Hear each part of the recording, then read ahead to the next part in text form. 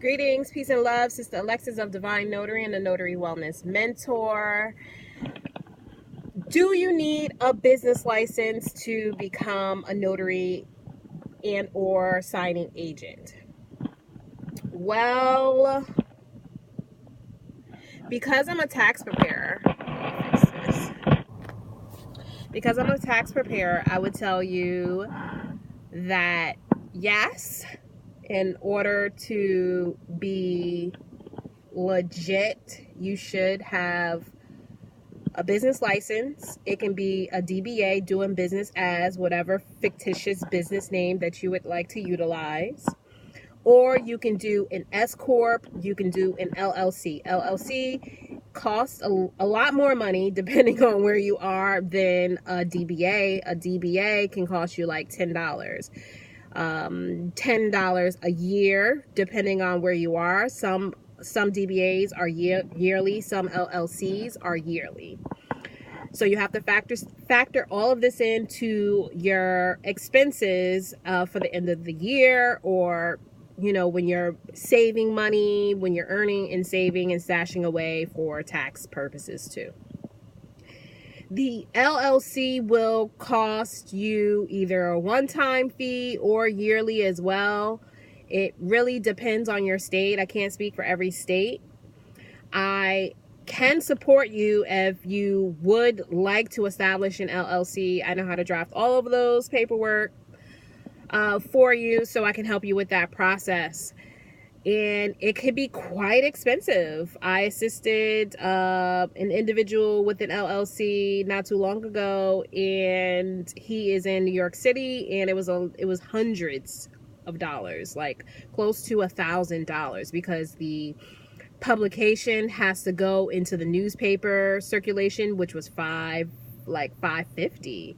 So it's a big commitment, but the LLC will safeguard your personal assets more so than a DBA does. So I feel like we have a bond, we have insurance. Those are the things that should get tapped before our personal expenses get hit, just in case we do make a mistake as a notary, as a signing agent.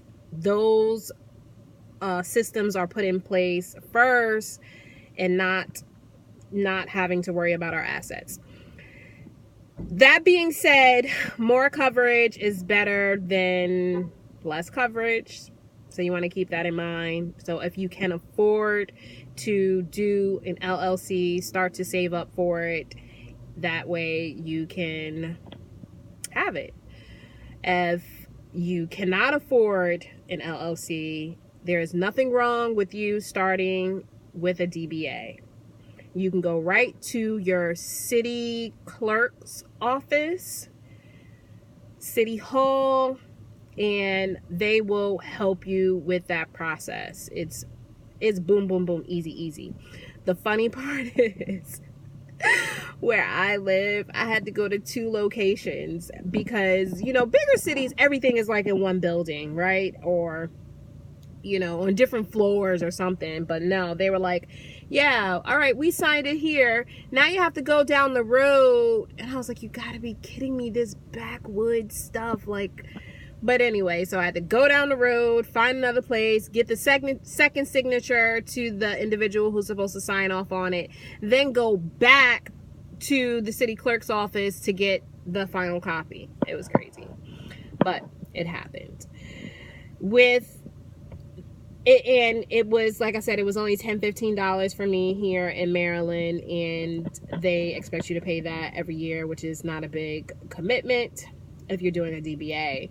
Then if you decide to do an LLC, it's just a whole different ball game, y'all. Like, it's so much that goes into the articles and the plan. It's a lot that goes into an LLC, but it is worth it. You can always, I don't want to plug them. You can always find out how to do it on your own. If you're an individual who handles a lot of paperwork as it is, that you can break down different wording and jargon, then you'll be absolutely fine with doing it yourself. If this stuff is just way too complicated and difficult for you, then hire me, hire someone else to do it for you. Don't feel stuck and then you decide not to do anything. So what if you decide to not do either? I don't want to get a DBA. I don't want to get an LLC. Sister Alexis, what can I do? You can still work on as you are.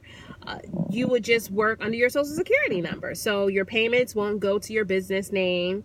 Your payments will go to your name under your social security number instead of your EIN, your employer identification number. So, I mean, what does that mean? That just means at the end of the year, if you claim that money, which you should be claiming the money that you make, then you will report that to your tax preparer, and that will produce a Schedule C on your tax return. A Schedule C, in addition to your 1040. So hopefully I'm not losing any of y'all. And if you are a working individual, whether you're a small business or a W-4 employee, it's important for us to become educated in this process. So if you don't know what I'm talking about, if you don't know the W-4, W-9, W-2, Schedule C, 1040, figure it out. If you want to be in business, figure it out, because that's what separates us from people who know and don't know. They took the time to research. They took the time to take a course. They just took the time to learn more and educate ourselves. To not know is not really a good excuse, because you can know. We have all this, I don't want to say all the same resources, but we have smartphones at least. We have access to computers where we can figure out the information. We can find out this information. We can ask questions to individuals. There's even like free law sites that you can ask a lawyer a question. So it's never an excuse of, I just don't know. Just say, I didn't take the time to research yet, but don't say, I don't know. You know what I mean? It's just like, just think about if you ever prepped yourself for a job, you know, or if you're a manager, if you're a manager or a CEO, just imagine if you ask your manager a question and he or she tells you don't know. She doesn't know. Wouldn't that make you feel some type of way? I'd rather a manager say, I don't know, but I'll find out. It's kind of the same thing. This is your life, you know, so let's take that example of the manager and the employee and make it your life and you, right? So you're the employee, and the manager. So you don't know a question.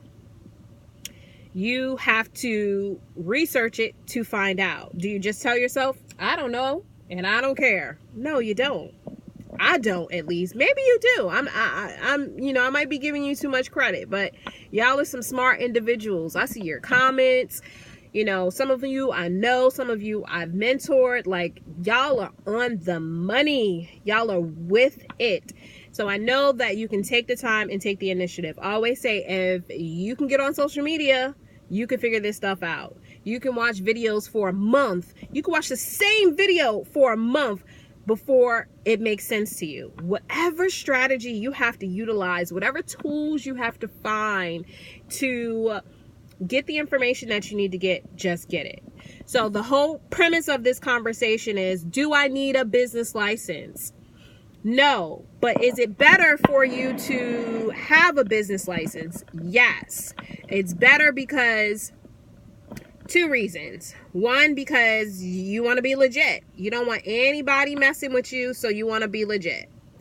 The second reason is because when you are a business owner, you get taxed at a lower rate. So if you're just a W-4, W-2 earner, you get taxed higher than I would. Something to think about, right? So I would rather get taxed lower. So I'm going to claim my business expenses. So yes, you can claim them. Even if you don't have a business license, you can still utilize your business, use your business, have a business, and you would just be working under your name and your social security number. But you won't be able to open up a bank account or get any type of credit or anything on your business if you don't have a business account, which you can't get without having a business license. Does that make sense? Okay, y'all. If anything is confusing about that, if you could just put in the description box that you need more information, maybe I'll do a part 2 to this video. Okay, thanks so much for watching. Please like, subscribe, share. See you on the next go round. Peace.